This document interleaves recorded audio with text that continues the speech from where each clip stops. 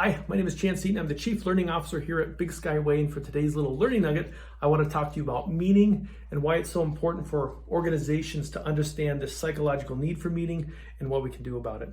So one of my favorite authors is Irvin Yalom. In 1980, he wrote a book called Existential Psychotherapy, and in there he has a letter written by a patient that I'd like to share with you, and it goes something like this. Imagine a happy group of morons who are engaged in their work. They're carrying bricks in an open field. As soon as they stacked all the bricks at one end of the field, they proceed to transport them to the opposite end. This continues without stop every day and every year. They're busy doing the exact same thing. One day, one of the morons stops long enough to ask himself what he is doing. He wonders, what is the purpose for carrying these bricks back and forth? And from that instant on, he's not quite as content with his occupation as he had been before. I am that moron who wonders why he's carrying the bricks. Doesn't work sometimes feel like that?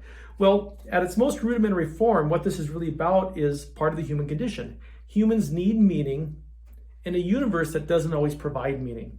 There's not always meaning in that context. And Albert Camus, another great existential philosopher, calls this tension the absurd condition.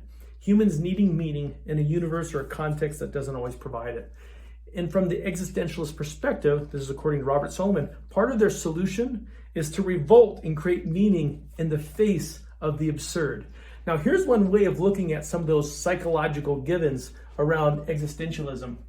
These are the four givens. And one given is death. It's going to happen. I have no control over that. I don't know when or how, but I know it's going to happen. That's a given. Another is isolation. I was thrown into this universe alone, and I will be taken from this universe alone. Not much I can do about it, and no one can ever fully understand my experience. Freedom. I am responsible for the choices that I make, and of course, meaning, which we've talked about. And so the solution, this seems kind of dark, but the solution here is for us to create authenticity. It's for us to create meaning in our lives. As Jean-Paul Sartre says, existence precedes our essence. That means it's on us to create our values and our virtues and to know what we live for and why we live by them. It's for us to become the Übermensch, the Overman, the Superman, as Friedrich Nietzsche says, right? To overcome oneself. This is the solution. These are the frames, and it's on me to create art, and there's no right or wrong way to do it.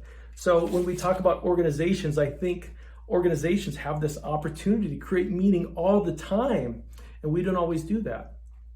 Meaningful work is more important than money. Meaningful work creates a bond and a connection between the people and the constituents and the stakeholders, right? It's part of our social DNA to be part of this tribe where we do something that's important together. We need meaning.